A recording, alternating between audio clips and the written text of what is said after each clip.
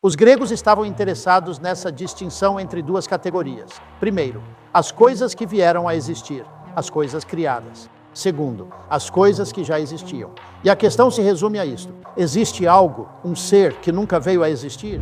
John Lennox é um matemático norte-irlandês brilhante e um pensador profundo, conhecido por unir fé e razão com clareza. Suas reflexões valem a pena ser ouvidas. Eu amo esse tema em particular e tive de refletir muito sobre ele, porque, é claro, é absolutamente óbvio que substituir um mistério por outro nem sempre é uma forma útil de avançar.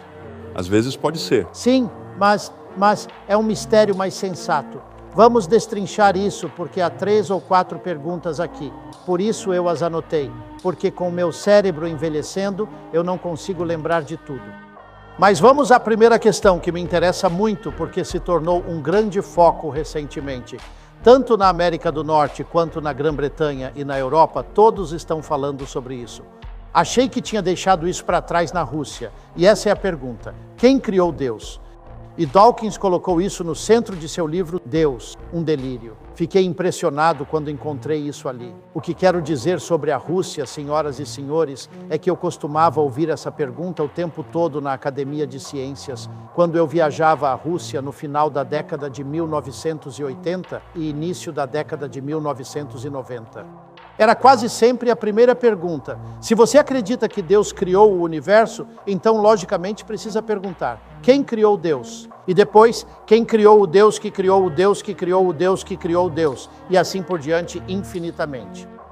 E assim, claro, Deus estaria acabado. E isso é exatamente o que Dawkins afirma em Deus, um delírio. Bem, vamos analisar isso por um momento. Quem criou Deus? Se você faz essa pergunta, isso mostra que você imediatamente categorizou Deus como criado. Então você está falando sobre um Deus criado. Agora imagine se Richard Dawkins tivesse escrito um livro chamado O Delírio do Deus Criado. Não acho que muitas pessoas o teriam comprado, porque eu não preciso que ele me diga que deuses criados são um delírio. Nós geralmente chamamos esses de ídolos, incidentalmente. Mas veja, essa pergunta é extremamente interessante porque é um exemplo de uma pergunta que já exclui a explicação mais provável de ser verdadeira. Porque a afirmação cristã é que Deus não foi criado. Então, se Deus é não criado, no princípio era o Verbo.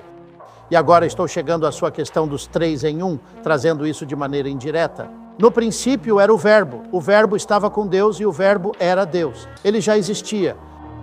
Assim, a afirmação central do cristianismo, e claro, igualmente do judaísmo e do islã, é que Deus é eterno.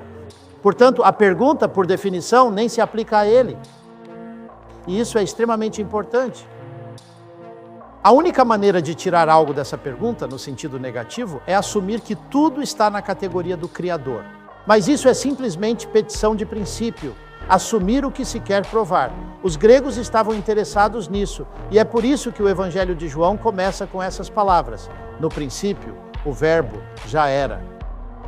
E então diz: todas as coisas vieram a existir por meio dele. Os gregos estavam interessados nessa distinção entre duas categorias. Primeiro, as coisas que vieram a existir, as coisas criadas. Segundo, as coisas que já existiam. E a questão se resume a isto: existe algo, um ser que nunca veio a existir? E essa é a afirmação cristã, e ele é chamado de Deus. Mas há um pequeno detalhe adicional aqui. Richard Dawkins, e eu tive um debate com ele exatamente sobre esse tema em Oxford. Eu disse a ele: Richard, você afirma que quem criou Deus é uma pergunta legítima. Eu não acho que seja, mas deixe-me assumir por um momento que é. Você acredita que o universo criou você? Então peço permissão para usar sua própria pergunta. Quem criou o seu Criador? Ainda estou esperando pela resposta. Então esse é o primeiro ponto. Muito brevemente indo ao segundo ponto. Deus é 3 em 1.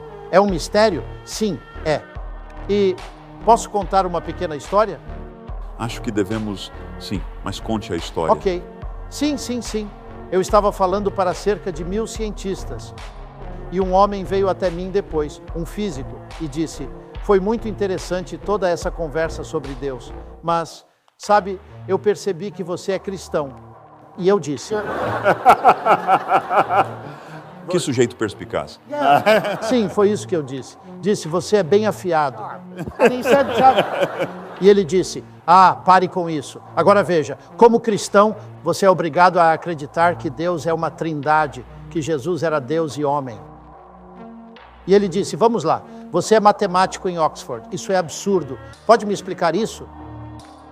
Bem, eu disse, posso te fazer uma pergunta antes? Ele respondeu, claro.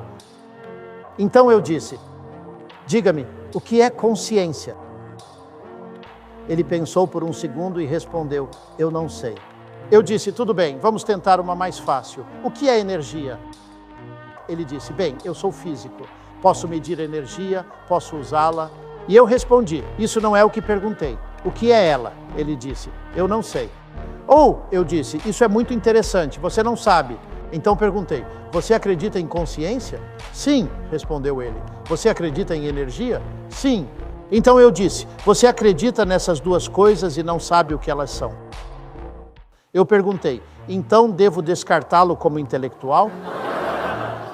E ele respondeu, por favor, não. E eu disse, mas foi exatamente isso que você estava prestes a fazer comigo 5 minutos atrás. Então eu disse, se você não sabe o que energia é, e ninguém sabe, e se você não acredita em mim, físicos, leiam Richard Feynman. Se energia, luz, gravidade e consciência são um mistério, não se surpreenda se houver um elemento de mistério quando falamos de Deus. É inevitável. Mas aí eu o pressionei um pouco mais. Por que você acredita nessas coisas se não sabe o que elas são? Isso foi um pouco difícil para ele. Então, sendo um sujeito gentil, tentei ajudá-lo. Você acredita nelas por causa de seu poder explicativo enquanto conceitos. E ele disse, exatamente. E eu disse, veja, é claro que eu não posso explicar a você como Deus se tornou humano, mas é a única explicação que faz sentido das evidências, do modo como eu as vejo. Então eu disse, tenho uma analogia simples que pode te ajudar. É uma analogia de nível bem baixo, mas ao menos é bíblica. Eu sou casado. Sou casado há 42 anos e meio, com a mesma pessoa.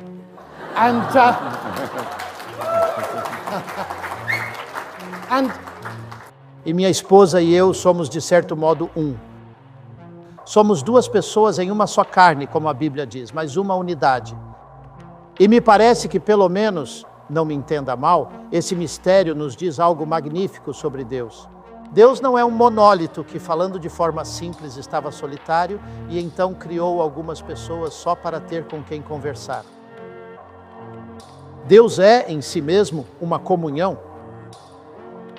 Agora, isso é multidimensional e nós não conseguimos compreender totalmente. A pergunta quem criou Deus leva à reflexão de que deve existir algo eterno. Ao pensar no antes do antes, chega-se a uma existência infinita, enquanto, ao mesmo tempo, existe o aqui e agora, com consciência e tempo em movimento. Esse contraste entre o eterno e o finito aponta para a existência de algo por trás de tudo, sustentando todas as coisas. Como diz a Bíblia, ele é antes de todas as coisas, e nele tudo subsiste. Mesmo sem todas as respostas, há paz nessa verdade. As evidências estão ao redor, vidas sendo transformadas por Jesus. Nem tudo precisa ser explicado. Há beleza no mistério, mas uma certeza permanece. Jesus transforma vidas e pode transformar a sua também.